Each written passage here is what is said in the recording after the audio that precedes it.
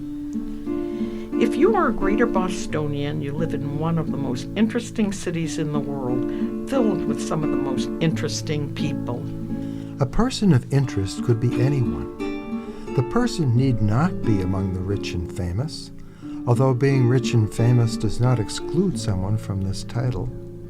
A person of interest is someone, anyone, with an interesting story. In each episode, we will interview a person whose life has had its dramas.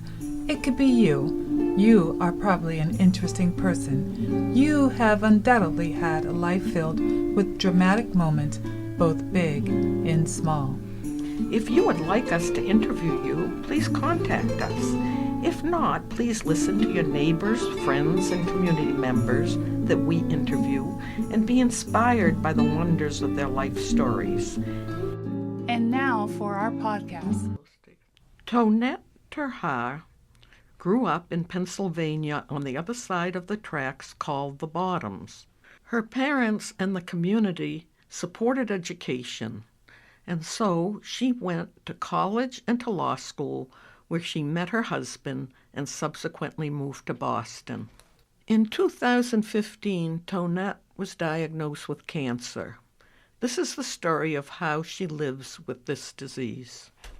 Toinette, I'd like to thank you very much for coming here today and sharing your story with us. Thank you, Barbara, and thank you for the opportunity to share. The first question I have for you is, where did you grow up? I grew up in a small working-class town outside the city of Pittsburgh. The town sat on the Ohio River, so I grew up, I will say, on the other side of the track. Sometimes on the other side of the tracks means the community is very polluted and industrial. Could you talk about that a little? Yes, the area was on the other side of the tracks. It was called the Bottoms, residential. There was trucks, oil trucks, chemical trucks, sand, cement making factories that were in our neighborhood.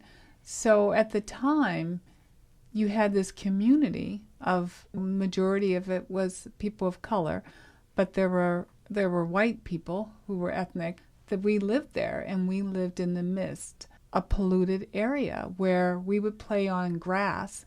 And we know the color of mud is black, but if you've ever seen oil mixed with soil, it comes out blue and glassy and shiny.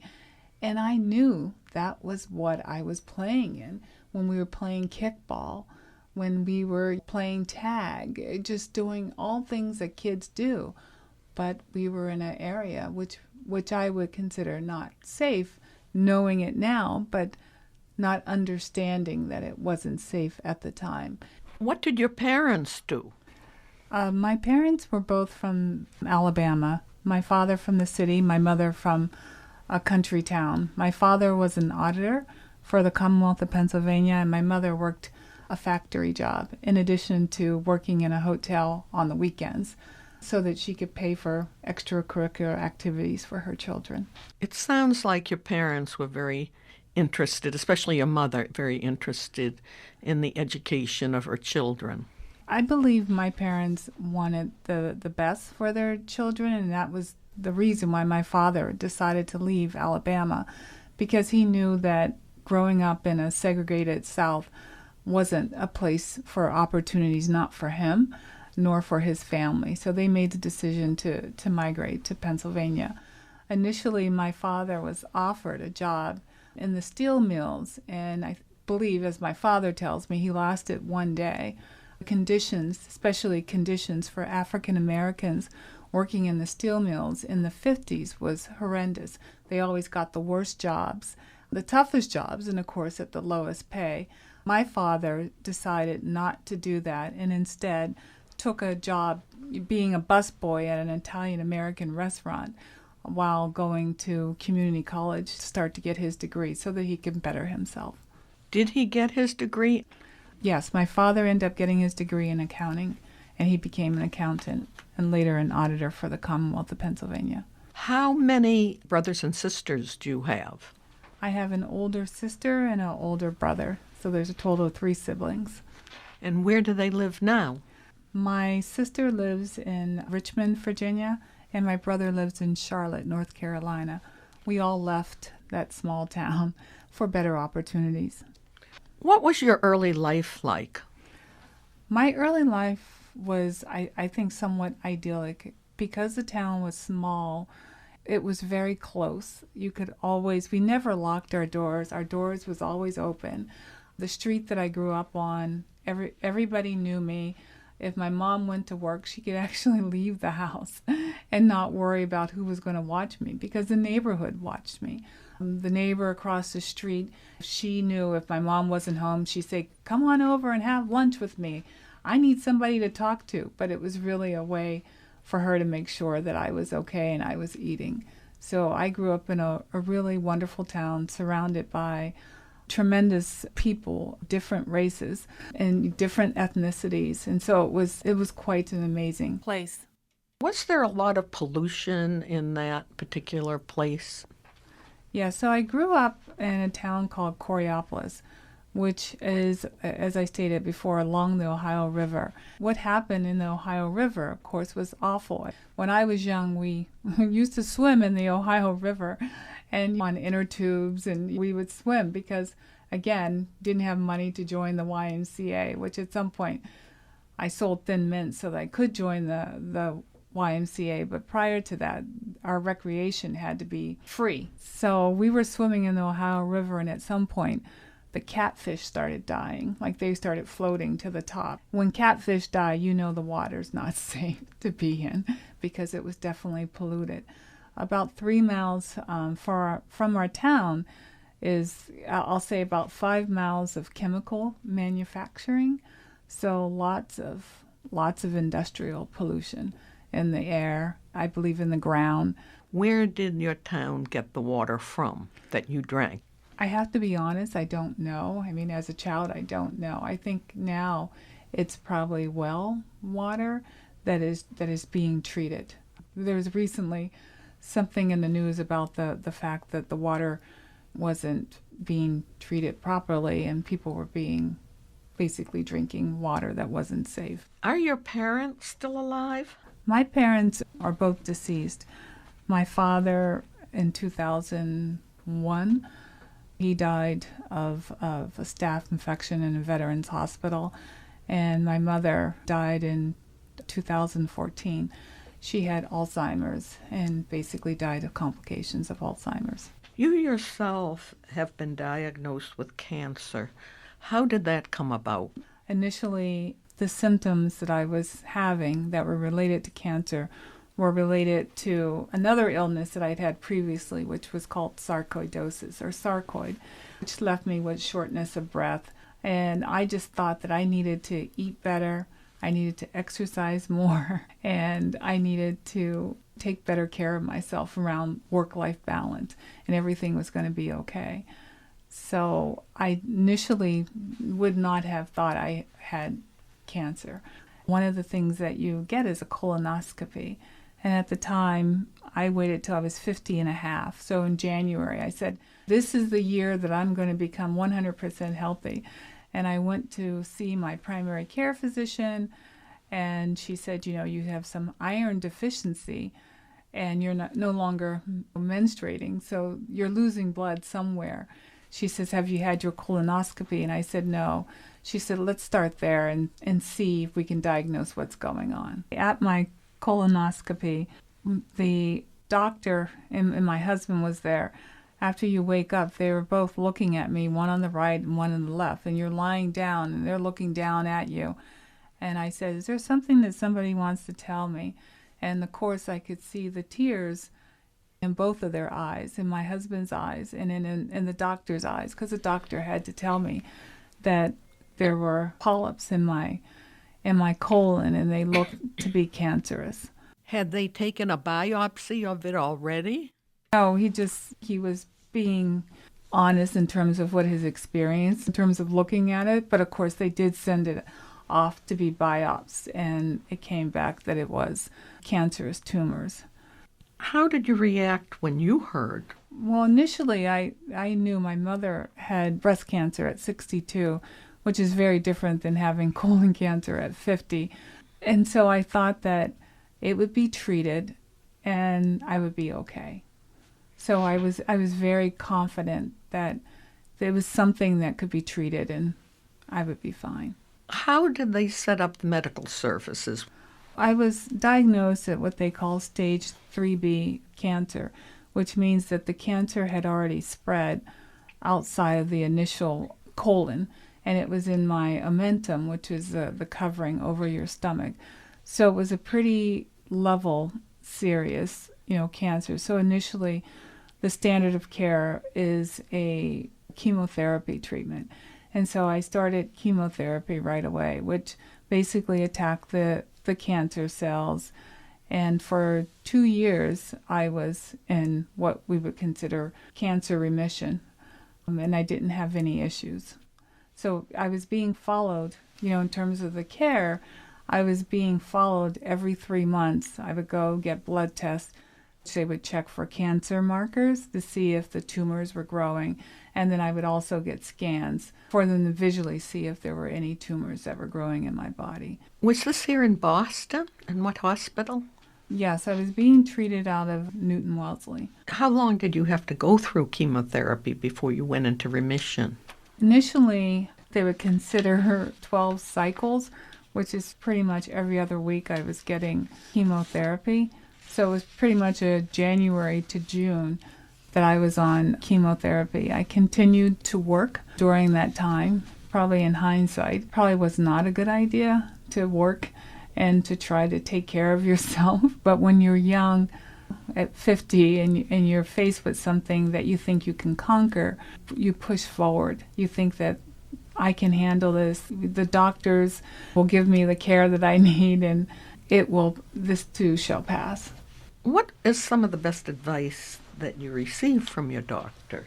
My husband is a research scientist at a pharmaceutical company, and when we moved to Boston, he's a foreigner, and I was different from like a Bostonian, and that a person of color. So our community became the medical community at Harvard. So I had access to some of the best care in the world. People who were world-renowned were able to look at my files and say, yes, this is the standard of care. This is in line with what I would recommend for my patients. So I always felt that I was getting a tremendous amount of care from my doctors and even from my friends, people that we came to know and became part of our extended family in Boston. What's some of the best advice you received from your friends and family? It's hard because everybody wanted to tell me, change your diet, only eat organic food. So, of course, that became very difficult when you're working full-time, you're traveling outside of your area, and you're raising a family. So I got a lot of good advice, maybe not necessarily I took it all, but I did try to change my diet. I started to exercise. I actually had registered for 5Ks, and I was trying to improve my fitness. I was eating clean and, just making sure that I was trying to take care of myself. What do you think caused you to get cancer? Do you think it was genetic partly, or do you blame it on early life in a polluted community? Well, I believe that it is environmental, and this in part can be being of African American descent. People die, and people just say, oh, they died. You don't know necessarily like an uncle or an aunt what they died of. So I can't necessarily say it's genetic, but I do believe that it's environmental. And a lot of people that I grew up with, there was a high, at least in my generation, there is a high incidence of cancer. And in different types of cancer, be it brain cancer, breast cancer, colon cancer. My best friend from high school actually died of breast cancer, I think 6 or 7 months after I was diagnosed with colon cancer. And it was probably one of the hardest things to go to my my best friend's funeral, knowing that she had died of cancer and she had been fighting for her life for like 15 years. So, that was hard. And then I was being faced with cancer, thinking like, am I going to beat this or am I going to be dead? 15 years of cancer. When you went to your friend's funeral, you were not so confident as you were when you were first diagnosed with cancer. No, because it's in your face. Like, not everybody survives cancer. There's a lot of great stories that people survive cancer, and I don't know if it's the odds or or if it's just a matter of luck. Because if it was a matter of sheer will, I know a lot more people would survive cancer. That's some of the things that people forget. Like, they think only if they would have fought harder, they lost their battle to cancer. And you're thinking, it just doesn't take will. I mean, you can't control everything. Unfortunately, in spite of your best intentions, you won't have the outcome that you expect. Do you think it's the type of cancer that people get too? Well, I haven't done a lot of research on the various types of cancer and what's the survival rates of brain cancer versus breast cancer. So I really can't say, but I do know that there are more aggressive forms of cancer. And then, of course, at different stages. When it's detected, some people are fortunate enough to be detected at a very early stage, which, of course, irrespective of the type of cancer, they have better survival rates. As a person with cancer, do you find it hard to talk to people about your diagnosis? Well, a lot of times it doesn't come up with people I don't know.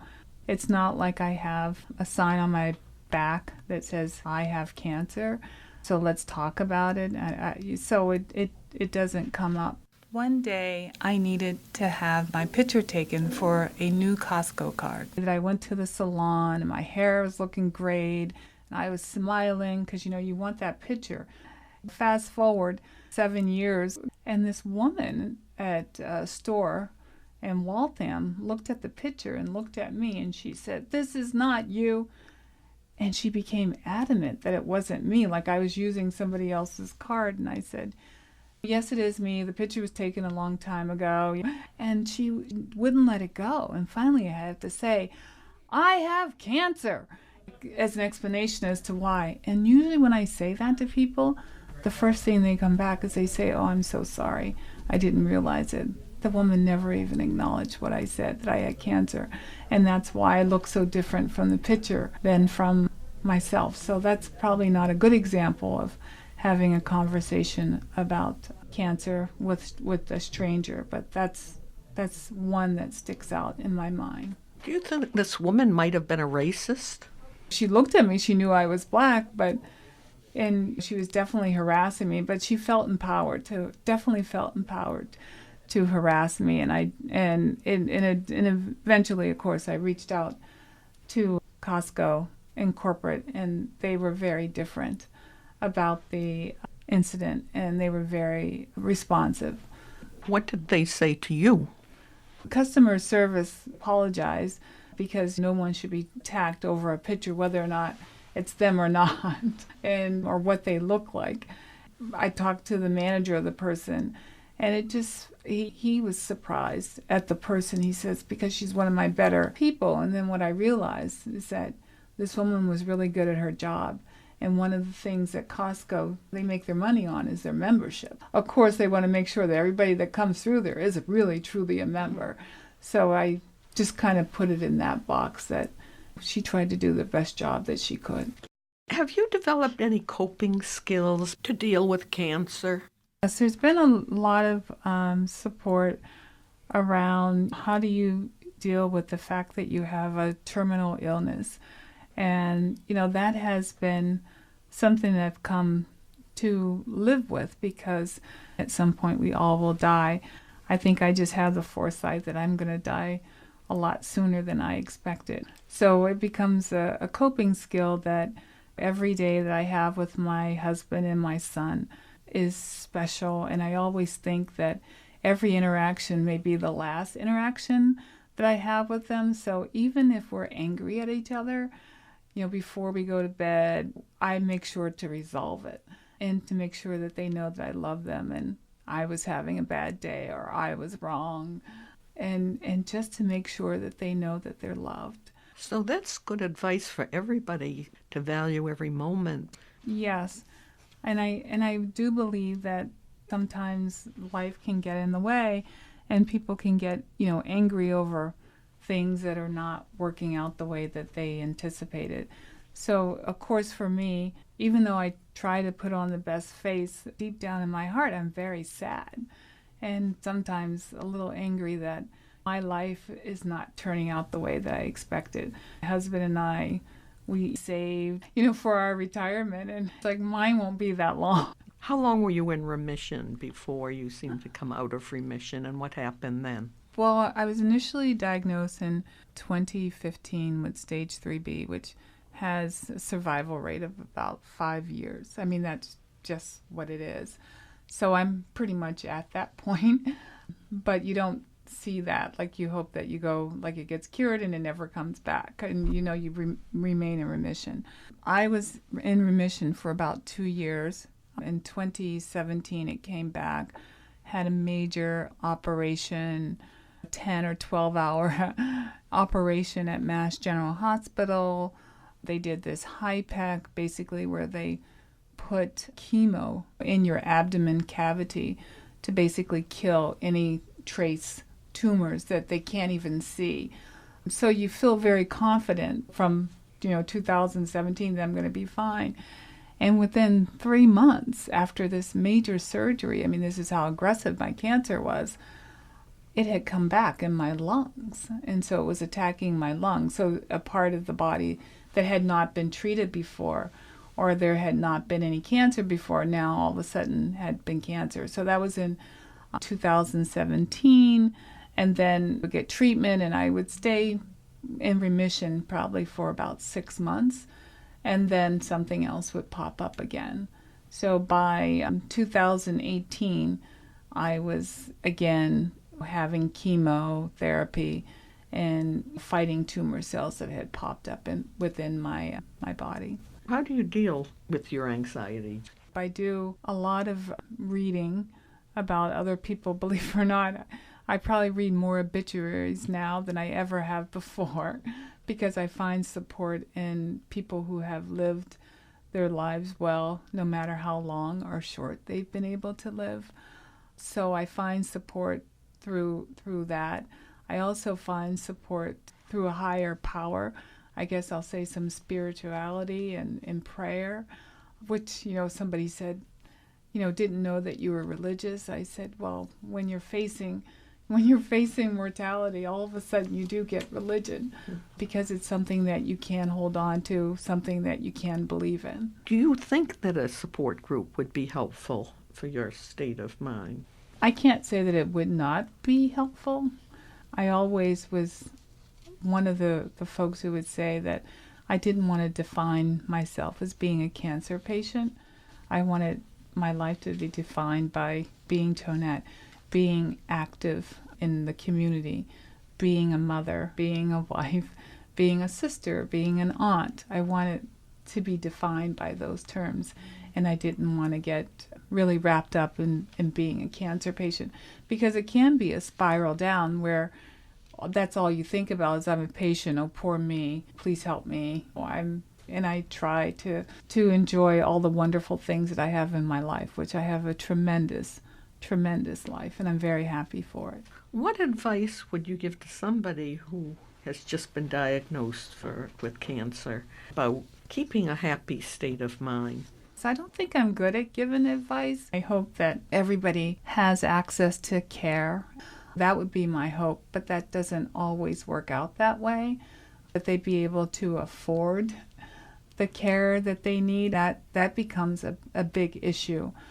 Do I put food on the table, or do I pay for this medicine that I need, or that could help me ease the pain that I feel? How has your illness affected your family, especially your son? It's been very difficult for my family. As I said, my husband didn't see this coming, And every time the cancer came back, he was hopeful that it was going to be cured and I was going to be in remission longer. But the remission periods kept getting shorter and shorter and shorter as I go forward. So he's been very helpful in terms of picking up household duties, making sure to do more parenting when I don't have the energy to do the parenting for my son. Sometimes he's quite stressed because it's not something that he's necessarily, not naturally come to him, so I know it's a big stretch for him to do certain things. For my son, who is, well, he's 18, he just turned 18, I was really concerned the most because when I became an adult and I had both my parents, and I just couldn't imagine, what would be a life like growing up without your mama. And that's probably one of the things that hurts me the most.